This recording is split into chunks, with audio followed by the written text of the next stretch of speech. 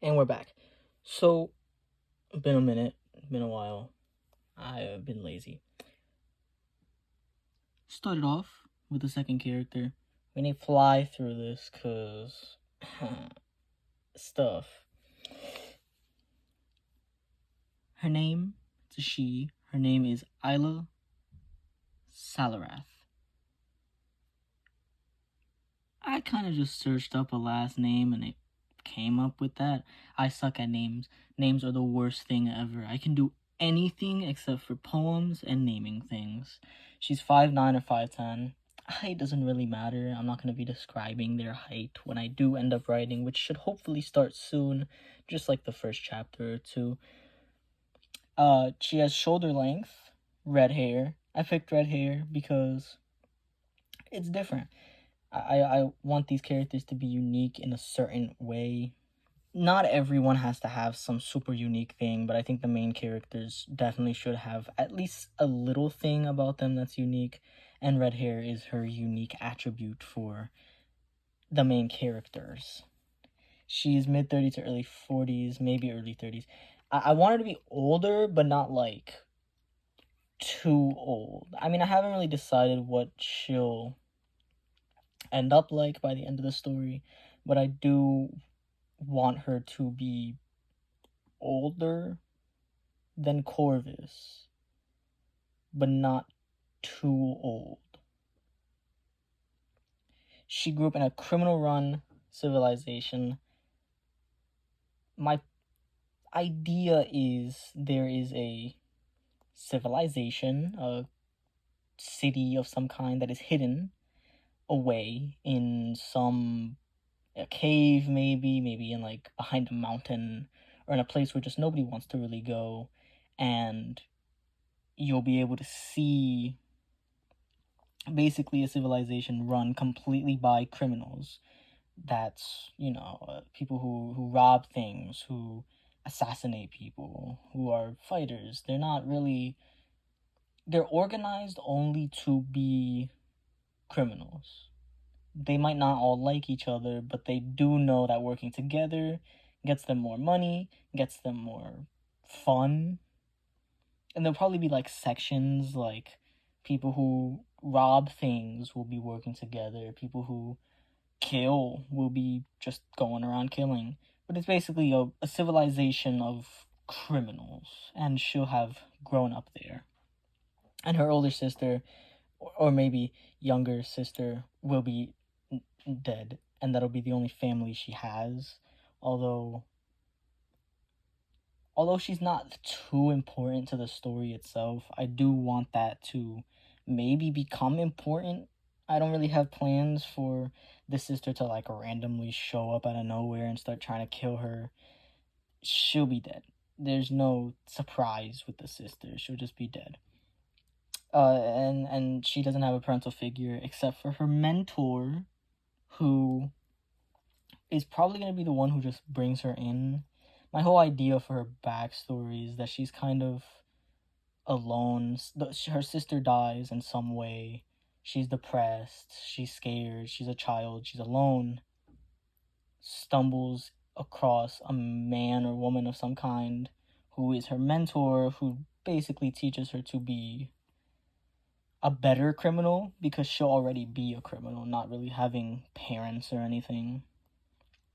And the reason why she's no longer with that civilization is because her mentor did something that I haven't thought of yet and gets excommunicated. People start hating the mentor, and because of that, she feels the need to leave. Whether that mentor is dead or alive, I don't know, but the mentor will probably be alive and in some capacity be a part of the story. And her story kind of begins with her being approached in a bar by her old friend who she used to travel with after she left the civilization she was in. And this old friend will have a group of people trying to kill her when she's just sitting there in the bar drinking. But Isla's no bitch, and she will kill everyone. And her old friend will basically say something that like a spark in the story, and Isla will basically just have to go figure out why this person came after her, if there's more coming after her, and who sent her friend, her old friend. And her skill set is she's stealthy. She's good at stealing stuff, at like assassination stuff. She's good stealthy, but she's also great with a blade of any kind, whether that's a sword, a knife, or any other bladed weapon. She'll be good with it. I don't know how good. She might be like amazing. She might be like decent, but she will be pretty decent with that. She might also be good at like strategy because she was a leader of a mercenary group. She is a former mercenary, so she will probably have strategy. I'll have to add that. But she will also be brutal. She gotta be brutal. You can't be a mercenary and be good at stealth and be raised in a criminal's place and be, do all that stuff and not be a bit brutal. Her personality, she's gonna be blunt. She needs to be blunt because she didn't grow up with manners or anything like that. She has to be blunt as a person. She'll be menacing too. She needs to be menacing because I mean, she is pretty terrifying. Her whole thing is that she will be pretty terrifying. But she is most of the time she's quiet. She tries to not talk too much in order to not give anything away, in order to not have any sort of thing used against her. She also doesn't talk because it's more scary when somebody doesn't talk. And she will have a scar over her mouth, a missing ear from whatever. There'll be a story behind the scar and the ear and the missing left ring finger, which I think that's right. When you get married, you get your left ring finger is the one that gets the ring, I think. If not, then she'll have both ring fingers missing. But her ring finger will be missing because something in that organization, that civilization she was in, basically forced her to do that. Or maybe she was taken by somebody at a certain point and she has to sell basically her future potential love. Maybe something like that. I'll think it out more to think out. Next page, because I did do more stuff. World building. This is the part I partially dread because a lot of it is names. This is not fully fleshed out yet. I will have to flesh this out. As you can see, I went through a lot of revisions on dates. And these names took me like an hour to make because I suck at names. Aran Vallis. Now this is subject to change. Aran Vallis will be the world itself. That's the name of the world. Aran Vallis. And I made this timeline based on if there actually are gods, and I might keep that story of the gods existing, but just not being present and at all really that useful to the story. World's creation, 0. The origin. This section right here, that world's creation and the rest of them, that will be like a little descriptor, and then that's like the official name in universe. The origin. This is when Aran Vallis itself is created. Shockingly. How it's created, I don't really know. How the gods ended up there, I don't know. Who created the gods? If they were created at all, I don't know. Who cares? And that'll be at year 0. Year 100, subject to change, obviously, because I don't like how long this world has existed for. Humans are created, and that will be the age of potential, because humans, unlike every other living thing that has been created on the world up until that point, they're conscious, they're sentient, they can speak and create, and they're basically like the magnum opus of the creations of the gods in terms of creating life.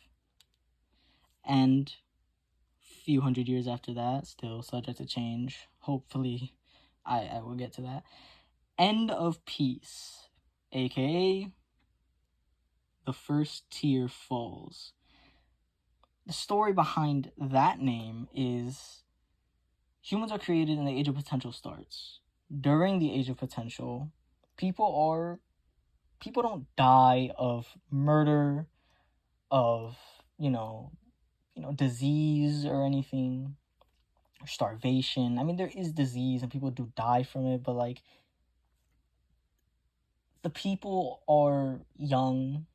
They haven't been around for that long. The race itself hasn't been around for that long, and they're really like focused on the gods and everything. So death isn't really seen as something that's super bad. So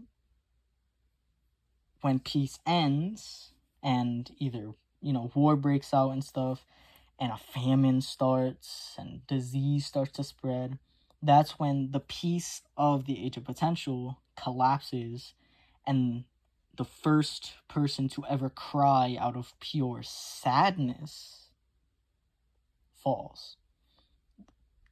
That person will be relevant in a way. I'll have to come up with a name for the first ever person who cried out of sadness during the beginning of the first tier falling. I mean, yeah, I guess that's what it is. And then peace returns. That will be the age of divinity, because peace will be returned through the hands of the gods or whatever. Peace will be brought back, and that will start the age of divinity, where people are starting to realize we shouldn't be fighting all that much, but at the same time there's still like little wars that happen, conflict, murders, stuff like that, but people of the world don't want a massive war to break out again. So people are trying to stay with the gods and keep themselves religious and holy in a way. And then 200 years after peace is back, the sun is gone. The idea for this, the scavenge, is the god of the sun dies mysteriously. I don't know how. I mean, it could be they were murdered by somebody. It could be that they just decided they wanted to die. It could be natural. It could be foul play. Who knows? But that will begin the scavenge. The sun disappears. Crops stop growing because there's no sun. Animals start dying because there's nothing to feed these animals. And life just begins to suck for everyone on the world. And throughout the years, it gets colder and colder. So now it's freezing, like it's an ice age across the world. The sun isn't providing for crops. People are starving. And this would be called the scavenge because people have to scavenge in order to survive. They have to steal what little food, what little rations there are in the world, scavenge whatever they can in order to survive, have shelter, and be happy. This is kind of like the grim dark age. And honestly, the scavenge is the part that I'm probably most excited for, because there is the potential for a prequel trilogy based in the scavenge, which leads into the end of the scavenge. A potential trilogy could have the Age of Ascension beginning. Light returns about 23 years later. The Age of Ascension begins. This is a very, very important age. Probably the most important age ever. Because this is when a human ascends to godhood and becomes the god of the sun god. Which has consequences, because now the humans who looked at these gods as some divine beings that they can never really be, that are so above them in every way and so perfect, but now humans are starting to be like, hold on, we could become gods. The end game isn't dying and having a great afterlife with the god that we follow. The end game could be becoming a god. The problem is, though, it's not easy to become a god. The person who does ascend to godhood will probably spend like 20 years trying to do it on a journey that is grueling and taxing and is very much so a test of willpower and strength. So a trilogy in the Scavenge leading to the ascension of the sun god could be very interesting, and I would love to write that. But this is when humans start to slowly lose faith in the gods. But there's no real problem with that, because the gods sort of expected something like that. 171 years later, the fracture. This has so much potential in my mind, but I have no idea why. The fracture has no age to it, because this isn't an age. This is technically still part of the Age of Ascension. The fracture is a mysterious fracture, a crack in the world of Aranvalis that leads to potentially the center of the world itself. And the fracture, no one knows how it ended up there. Nobody has any clue how it ended up there. The gods don't know, the humans don't know. But however it did end up there doesn't really matter, because people are becoming interested in it, and it is becoming dangerous to even be around it, because a weird type of twisted magic is coming from the fracture and seeping into the nature around it, and even the people that live around it. The fracture is not a good place, and the humans, for years, are begging the gods to fix it, but the gods have no idea how to fix it, for one, and they also, too, don't even know what it is. It just happened one day. So the gods can't fix it, and the humans, being hypocrites, can't and don't want to fix it themselves, so they're begging the gods to fix it. And the gods are starting to realize that the humans are always begging for help instead of fixing these problems themselves. This is when gods start doubting themselves and their position in the world, as well as humans starting to disrespect the gods, which does not go well with gods that are more old school, old-fashioned, and very, very pissed now that they're starting to be disrespected. This is when the rift between divinity and humanity begins. Around 50 years later, I'm not doing the math on that, the gods leave. They've had enough of it. There's a mixture of gods that want to leave because they think it's best for the humans, and there's also gods that just hate the humans now, and they're like, no, I'm not going to be disrespected, I'm not going to be hated. So they're just like, no, I'm gone, I've had enough of this, and they leave. All the gods leave, and the humans aren't that pissed about it. The humans are disappointed and they kind of hate the gods now. But at the same time, not everyone hates the gods. But this starts the next age, the age of humanity. The age where humans are the only ones here. They're the most powerful beings in the world now that the gods are gone. And that also means a lot of magic is starting to disappear from the world. And about a few hundred years later, we are current day where this story takes place. Magic has sort of become a a rarity in the world, and the gods are nowhere to be found. The fracture still exists. That'll probably become important. And, I mean, humanity is thriving in a way that it probably never would have if the gods had stuck around. But there's probably so much more. I mean, there is so much more that I have to do, and I do want to get started on writing soon. At least the first page or 2 or 3, because I don't know, I just like writing. But this is the beginning of world building. I'll have to come up with the kingdom names for Arnvalis, which will go on this side, and then I'll have page upon page upon page describing each and every single one, their culture, their environment, their creatures, their people, their faith, how old they are, their history, their founder, their, everything. I'll have to describe everything. Power structure, economy. I mean, it's gonna suck.